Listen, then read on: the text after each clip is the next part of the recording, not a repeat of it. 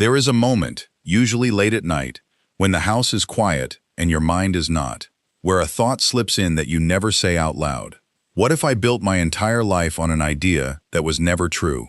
Not a mistake you made, not a decision you regret, something deeper. A belief you never chose, that chose you first, and has been quietly running the show ever since. You felt that, didn't you? That small, cold drop in your stomach. Sit with it for a second, because that feeling is not fear. That feeling is the beginning of freedom, even though right now it just feels like the floor disappearing. Here is what nobody tells you. Almost none of your beliefs are actually yours. They were handed to you before you were old enough to ask for a receipt. By a parent who was scared. By a teacher who was tired. By a culture that needed you to behave a certain way to keep functioning. You didn't examine them, you inherited them, the way you inherit a name or an accent. And then you spent years defending them, like you personally discovered them in a lab. If this is the kind of thing nobody ever told you but you always needed to hear, you are exactly where you belong.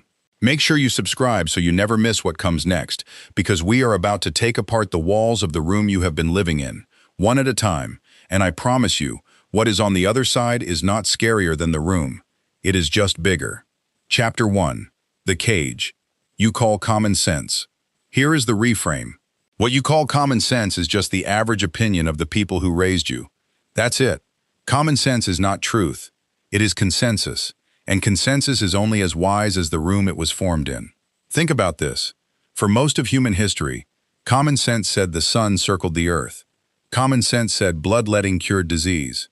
Common sense said certain people were born to lead and others were born to obey. Every single one of those was common sense. Every single one was wrong. Not slightly wrong, catastrophically, tragically wrong, and defended with total confidence by intelligent people who simply never thought to check. Socrates understood this over 2,000 years ago.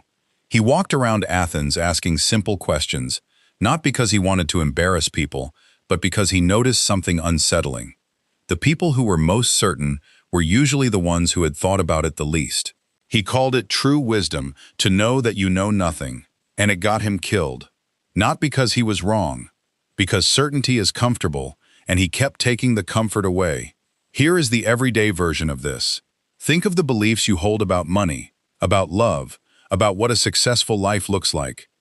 Now ask yourself honestly, did you arrive at those through your own experience, or did you absorb them from a household, a timeline, a culture that needed you to think a certain way to stay predictable?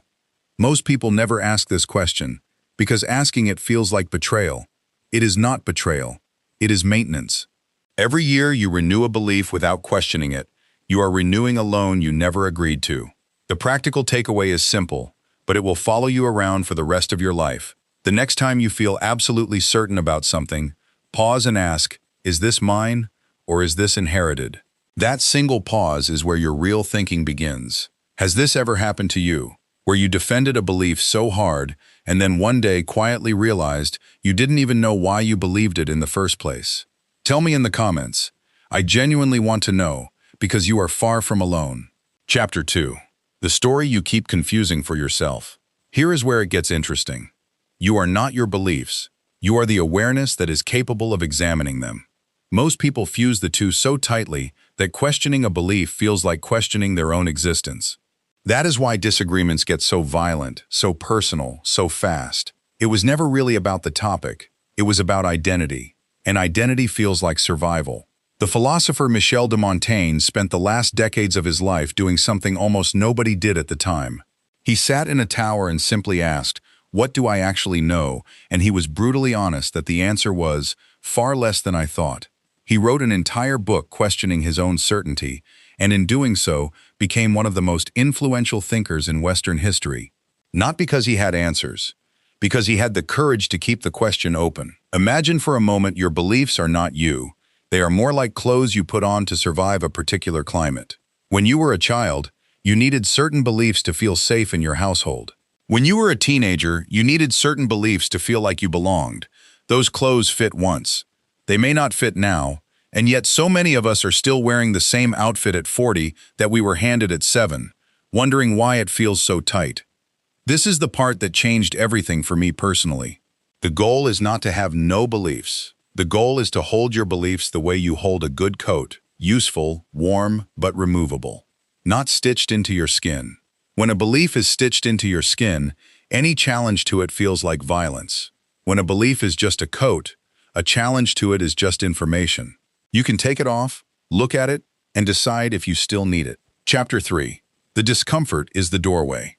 This is where most people quietly close the video, and I want to speak directly to that instinct. When your beliefs get challenged, your body responds before your mind does. Your chest tightens. Your jaw sets. Something in you wants to argue, defend, prove you were right all along. That reaction is not weakness. It is a very old survival mechanism that once kept your ancestors alive in tribes where holding the group's beliefs meant safety and standing apart meant exile. But you are not in that tribe anymore. You are sitting here, alone with a video, and no one is going to cast you out for asking a real question. This is the part nobody tells you. The discomfort you feel right now is not a sign that something is going wrong. It is the exact sensation of your mind expanding past its old walls. Growth was never supposed to feel like ease. It was always going to feel like this, slightly unsteady, slightly exposed, like standing in a room after someone has just opened all the windows in winter. If this is landing somewhere real for you right now, that quiet, uncomfortable recognition, that is exactly the moment to stay, not scroll away. Make sure you are subscribed, because the next chapter is the one that actually changes how you move through the rest of your life, and I do not want you to miss it in the middle of the most important part. There is a story about the physicist Richard Feynman that captures this perfectly. He said the first principle is that you must not fool yourself, and that you are the easiest person to fool. Feynman built his entire career on the willingness to be proven wrong, publicly, repeatedly, without his ego collapsing. He treated being wrong not as a wound, but as data. Imagine if you treated your own beliefs the same way, not as a fortress to defend, but as a hypothesis to keep testing. Here is the practical version. The next time someone challenges something you believe, and you feel that tightness rise in your chest, do not speak yet. Just notice the tightness. Ask it a simple question. Am I defending truth right now, or am I defending comfort? 9 times out of 10, it is comfort wearing the mask of truth. What would you have done in Feynman's position? Spend a whole career willing to be wrong in public. Could you do that? I want to know. Tell me below. Chapter 4. Building a life you actually chose here is the final reframe, and it is the one that turns everything we have talked about from an idea into a life. Once you understand that most of your beliefs were inherited, not chosen, you are handed a strange and enormous gift. The chance to go back through your own mind, room by room, and decide what actually stays. This is not about becoming cynical or trusting nothing. That is just another cage, dressed up as freedom. This is about becoming what the Stoics called a discerning mind, someone who examines before they accept, who asks before they inherit. Marcus Aurelius, one of the most powerful men in the ancient world, spent his private journal not commanding others, but interrogating himself, asking again and again whether his judgments were truly his own or simply reactions passed down by fear, ego, or habit. Think about this. Somewhere in your life right now, there is a belief about your worth, your capability, your future, that was given to you by someone who was themselves afraid, tired, or limited. You have been building decisions on top of that belief for years, the way you might build a house on a foundation you never actually inspected. Today is the day you go down into the basement and look. Here is the practical takeaway that will outlast this video. Once a month, pick one belief you hold about yourself and simply ask, where did this come from, and does it still serve the person I am becoming? You do not need to overhaul your whole identity in one sitting. You only need to open one door at a time. That is how real transformation happens. Quietly, deliberately, one honest question at a time. Not in one dramatic collapse, but in 1,000 small audits nobody else will ever see you doing. Does this change anything for you? Even slightly, the idea that you get to go back and choose what stays. Let us talk about it below, because I think more people need to hear that they are allowed to do this. Closing stirp. So here is everything we walked through tonight, brought together into one thought I want you to carry with you long after this video ends. You did not choose most of what you believe, but you can choose what you keep. The cage was never the beliefs themselves. It was the fact that you never knew you could open the door and check if it was even locked. It usually was not. It was just old and quiet and never questioned. And that is the most fragile kind of prison there is. You are allowed to outgrow ideas that once kept you safe. You are allowed to disagree with the person you used to be. That is not betrayal. That is what it actually looks like to grow up, in the truest sense of the word. Not older, awake. Tell me in the comments what resonated with you the most tonight, which chapter felt like it was speaking directly to you, because I read every single one, and this conversation genuinely continues down there.